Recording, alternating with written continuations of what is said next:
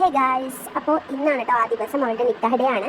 അപ്പം അവളാണെങ്കിൽ റെഡി ആവാതെ നിൽപ്പുണ്ട്. ഞങ്ങൾ വീട്ടിൽ പോയപ്പോഴേക്കും എന്നിട്ട് ഞങ്ങളെല്ലാവരും അത് പറഞ്ഞ് അവളെ കളിയാക്കുന്നുണ്ട്, നീ എന്താ റെഡി ആകാതെ നിന്നേ അതൊക്കെ പറഞ്ഞു.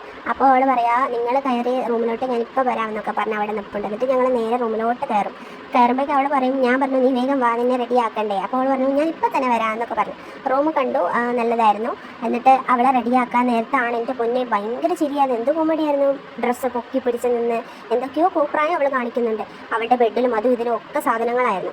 എന്നിട്ട് ഷാനയാണെങ്കിൽ ഒരു കോമഡി പറഞ്ഞ് അവളോട് എന്തോ പറഞ്ഞിരിക്കുന്നുണ്ട്. അപ്പം എല്ലാവരും ഭയങ്കര ചിരിയാണ്, ഓരോ ആളുകൾ റെഡിയാകുന്നുണ്ട്. ശരിക്കും പറഞ്ഞാൽ റെഡിയാക്കി നിർത്തിയപ്പോഴേക്കും ഭയങ്കര രസമായിരുന്നു. മാഷാ അല്ലാ, അവൾക്ക് ഭയങ്കര ടെൻഷൻ ഉണ്ടായിരുന്നു സത്യം പറഞ്ഞാൽ. ഞാൻ പറഞ്ഞു നീ എന്തിനാ ഇപ്പോൾ ടെൻഷൻ അടിക്കുന്നതെന്നൊക്കെ. അപ്പോൾ നീ ഹാപ്പിയാണോ പറഞ്ഞാൽ ആ ഞാൻ ഹാപ്പിയാന്നൊക്കെ. എന്നിട്ട് അവിടെ നിന്ന് അതാട്ടോ ചെറുക്കൻ. അപ്പോൾ ചെറുക്കൻ്റെ മാലയായിട്ട് എല്ലാവരും സ്വീകരിച്ച് കയറ്റുന്നുണ്ട്. അപ്പം ചെറുക്കൻ്റെ മുഖത്തും ഭയങ്കര ടെൻഷൻ ഉണ്ടായിരുന്നു. ശരിക്കും പറഞ്ഞാൽ ഇവർ രണ്ടുപേർക്കും ഭയങ്കര ടെൻഷനായിരുന്നു അന്ന്.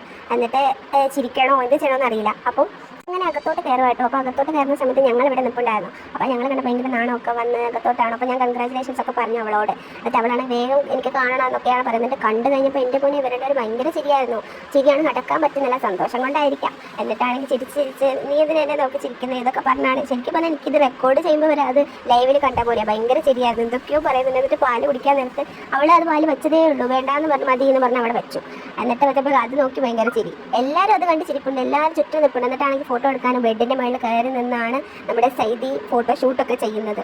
എന്നിട്ട് അതൊക്കെ കഴിഞ്ഞ് ശരിക്കും പറഞ്ഞാൽ വേഗം ഞങ്ങൾ വീട്ടിൽ പോയി. കാരണം അവളുടെ കൊച്ചവിടെ കരയുവാന്ന് പറഞ്ഞു, അതുകൊണ്ട് വേഗം പോകും. അപ്പം ഇനി അടുത്ത വീഡിയോ എന്താണെന്ന് വെച്ചിട്ടുണ്ടെങ്കിൽ അവളുടെ വെഡ്ഡിങ്ങിൻ്റെ ഡേ ആയിരിക്കും, അതായത് ചെറുക്കൻ്റെ വീട്ടിലോട്ട് പോകുന്ന സമയത്തുള്ള വീഡിയോ ആയിരിക്കും. അപ്പോൾ അങ്ങനെ ഇന്നത്തെ വീഡിയോ എത്രയേ ഉള്ളൂ. ബൈ.